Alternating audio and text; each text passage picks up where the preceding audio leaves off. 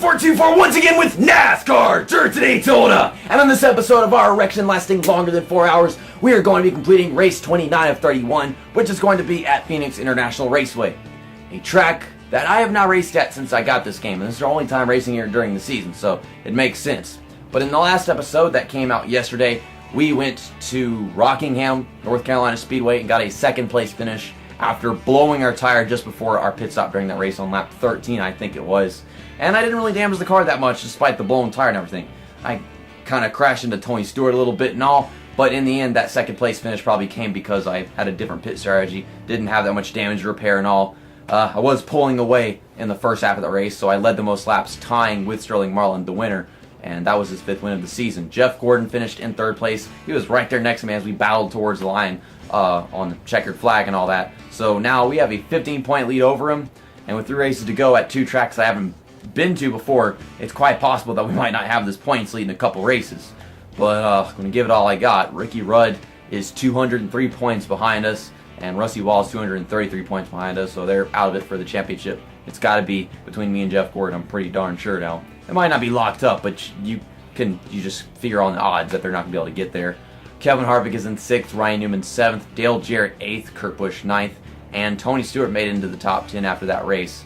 Yeah, he was, I think, 13th previously, so hopefully he can keep it there. And he is a good, 20 points or something in front of Robbie Gordon. Maybe 30 points. I can't math it out in my head. I ain't going to spend time on that. But Casey Atwood's been falling back over and over again. John Wood is in last place, 11 points behind some guy whose last name is Henson.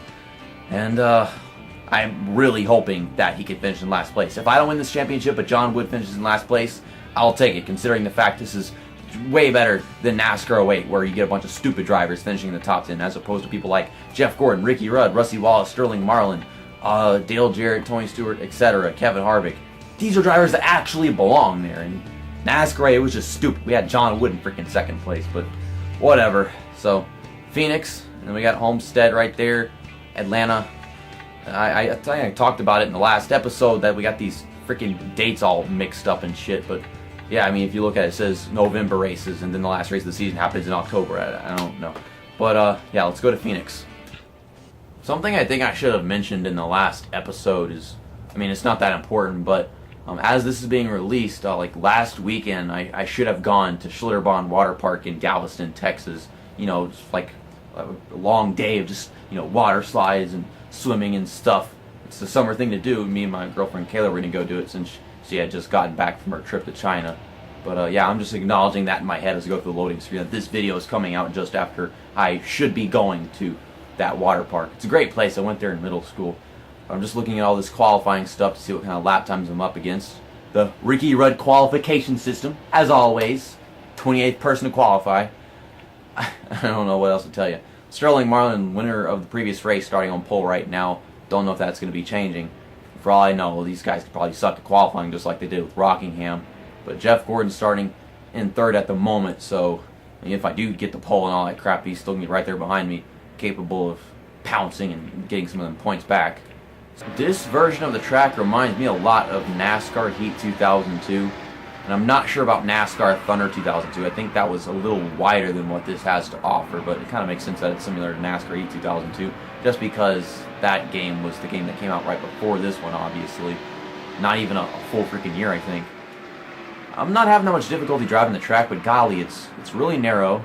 So this walkway thing that's off of turn 4 seems to be, I don't know, it's just not long enough because the track's not wide enough. But we get a 27.54. That is a pole lap time by a whole freaking half a second.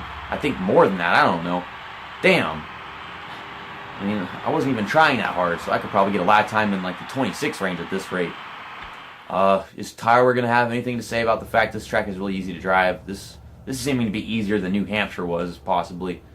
Oh my goodness. I mean, I thought that New Hampshire was the easiest track to race at after watching Joseph Lombard go there and win both times, and then I haven't raced here before, but I don't remember him having it that easy to win here. I'm going to have to do a whole freaking Let's Play in this game again with, maybe Steve Park. I was talking about him in the last episode just because I want to do a championship with him at some point. I might come back to this game and just start every race in last place to see if I can still finish well. But yeah, I wouldn't be able to win the championship in that scenario, I'm pretty sure. Jeff Gordon starting in 4th. Yeah, We got the pole by over half a second. That is unusual. Welcome to the Valley of the Sun and Phoenix International Raceway. This gem in the desert has been shining since 1964. With its unique design and beautiful surroundings, it's earned its reputation as one of the top visits on the circuit. Thank you, Alan Bestwick. I was not aware this track was like freaking 55 years old or whatever the math is for that. But you got Jeff Gordon right behind us, and I just need to know what the pit road speed is. Probably like 45 miles per hour, just because it's like the same thing it would be for Rockingham. Thank you. There you go. So, you got the pole. Apparently I was like half a second faster than in qualifying, so I can only assume that's what we're going to be during the race until tire wear comes. And knowing this track, I think it's possible that with being that much faster we could like be lapping cars later on. So maybe I'll meet you at the lapping of cars, or either that pit stops in like 11 laps or whatever at the halfway point. This car just does not want to finish turn 2 at all, man. God damn. As I was assuming, we're reaching the halfway point as we reach the finish line this time by, and we're lapping cars halfway through the race. So yeah, I was definitely that much faster than during qualifying, and I have obviously improved by actually trying now, and I'm reaching lap times about an entire second faster than what the fastest guy in qualifying had. Now, how many more laps do I have on fuel? We got 2 laps, so might as well just take it down pit road this time by. Tires are getting a bit worn. And this car drives this freaking track like New Hampshire on worn tires. I'm not even kidding. Like the way it just freaking slides into the damn corner like crazy. Nope, stop doing that. Slow it down. There we go. Perfect pit road entry. No damages to repair, even though this car was getting really freaking tight off turn 2 in the beginning. I was not used to it, I suppose. We get 2 cans of fuel, 4 tires. Yeah, 10 laps to go. He just said a while ago. Okay, so without any damage to repair, I mean, I guess there's some, but it's nothing that I consider worth repairing. I guess we could be winning this race. Just hopefully these guys don't try to pull a fast one on us and go against some kind of 2-tire strategy. And if they do, I should be faster than them anyhow, just because, you know, I'd have 4 tires. But that's what they were doing in New Hampshire, and if this track isn't going to be that similar to New Hampshire, then for all we know, we could be losing this race just for that reason. Really good fast pit stop. Track is not exactly clear, so I can't just get on yet. Sterling Rollins got to dodge us. I'll go to the outside so my teammate behind me can just drive underneath me. That's Kurt Busch. Whoa. I mean, there's actually no place to specifically merge in this version of the track with all the grass and everything. So, I figure they would all just go to the very outside if someone's getting on the track so they get up to speed, which honestly doesn't take that much time just because of how short the track is itself. You come off the corner at such a slow speed. Yeah, I was going almost the same speed as these guys. Dale Jarrett crashes into me, knocked me into the inside wall. I mean, you're driving so slow, you gotta let me go. You can't just do this crap to me, man. I got Tony Stewart coming up behind me. I'm looking at my mirror, so I messed up turn 3. This whole race is just getting completely fucked up all of a sudden because of how slow these guys are on their worn tires and them waiting forever to go down pit road. Yeah, I can't handle traffic this slow, evidently. I was handling the lap traffic, who's, I guess, was driving almost the same speed as me because I'm a player and I'm not as good on tire wear as the leaders would be. Oh my God, Matt Kenseth. Oh my God, everybody's so slow. Gosh, I don't think I'm going to be in the lead if these guys keep racing me like this. I don't need to be raced. Y'all need to go down pit road and stop fooling around with me. Dodge all these guys who are driving literally like 30 miles per hour slower. My car won't enter turn 1. What is your problem, car? Well, you know, whatever. We're out in front of Jeff Gordon. That's all that matters because he's the only person that matters in this championship now. Jesus, hit the outside wall. Get off the outside wall. There's no, you guys are taking up too much space and y'all are, get off the fucking track. Change your tires. So you can go a little faster and not make it hard to just get around you. I'm forced to get around them because of how slow they're driving, and there's no room because they're just one's on the inside, one's on the outside. This is a fucking hellhole. I'm in 4th place. I don't care if I'm not in the lead after this. I just want to be in front of Jeff Gordon because it wouldn't surprise me if I wasn't in the lead after all this bullcrap they're putting me through. That I technically don't deserve to be going through anyhow. And we got a caution. And I'm on the lead lap, so I guess it's all fine and good. Leader, whoever that is, the blue car, looks like Terry Labonte. No, it's Rusty Wallace. I don't know why I would assume Terry Labonte would be in the lead in this game because he hasn't been doing that all this season, has he? Jeff Gordon is in 3rd place, and our tires are about half worn. I think there's going to be a mad dash to the finish of some sort, considering we were already like 4 laps to go whenever we got there. So let's just skip that. I pressed the button, but nothing's happening. Get set. Off. Top 5.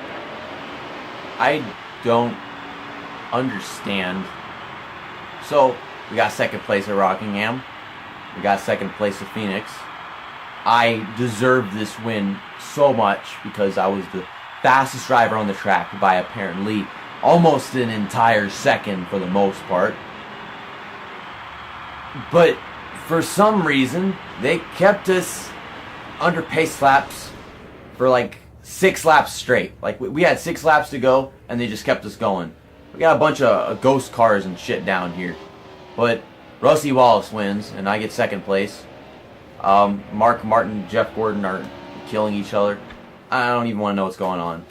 This race don't deserve a thumbnail. This was some stupid pile of shit. That was the dumbest race we've had all season. Like, literally, even the shit shows weren't that stupid. They were, like, legitimate shit shows, because everything in this game can be legitimate in terms of logic, but that's... Why I could have won that race easily. You could just given us, like, a little green-white checker, I win. But nope. So we led the most laps, so it means we get the same amount of points as Rusty Wallace, because he led a lap in there by winning the race and all that stuff. He didn't deserve to win. Jeff Gordon finishes right behind us, so yet again, we're going to pull away by 15 points. So we should have a 30-point lead, because apparently I didn't notice last time that the little bonus points, they're actually included in the final points thing right there. So yeah, it's a 30-point lead for us. And Matt Kenseth led a lap in there. He finished in 7th. It said that Jeff Burton got a DNF. He finished 5 laps down, so I guess that's what the caution was for. And you got the rest of the stuff. How many people finished a lap down? Apparently, a good bit less than half the field finished a lap down in this race. But man, oh, what the hell all that was. We had all these freaking ghost cars at the bottom of the track. There's the 30-point lead I was talking about. Yeah, 76, and he's got 46. Ricky Rudd, Rusty Wallace, Sterling Marlin still in their same places. I think we got some pretty big points gaps between them. As a matter of fact, it's actually just 5 points between Ricky Rudd and Rusty Wallace. So I think Rusty Wallace has been closing in on. We could see something actually happen between those two. Kevin Harvick 6th, Ryan Newman 7th. Kurt Busch passes Dale Jarrett, and he's now in 8th. Tony Stewart is still in the top 10, so that's great to see. And he's quite a ways in front of Matt Kenseth, who's in 11th after getting a 7th place finish. So I don't know, where did Tony Stewart finish in the Phoenix race? Because I didn't really look at that specifically. Blurby Blur is John Wood. That race was so stupid, and now John Wood has moved up out of last place. So that's like all the worst things. And we got the same finishing position we did at Rockingham, but this is just the worst possible combination. And that settles it right there. How could that race have been, a little more challenging and a little less stupid? I mean, there's like the 105 difficulty thing, which makes their cars actually better than you, and apparently they don't know how to use their equivalent cars to yours in that track, so I don't know. But the legend difficulty thing, which is the max for, I guess, them actually putting effort into racing, was not good enough for Phoenix. They should have programmed their AI better for that track. But Homestead, that comes out tomorrow. I don't remember whether or not I've gone to that track, to be honest. I know I've gone to New Hampshire in one of those little challenge thingies that this game has, but I don't know if I did for Homestead. But yeah, that's the flatter version of the track, so hopefully the AI are better at that track so we can actually have a challenge for the championship. I don't want to watch Jeff Gordon choke away a championship exactly like he did in NASCAR 2001, because that's what's happening right now with 2 races to go. See you next time, that's that, and episode over.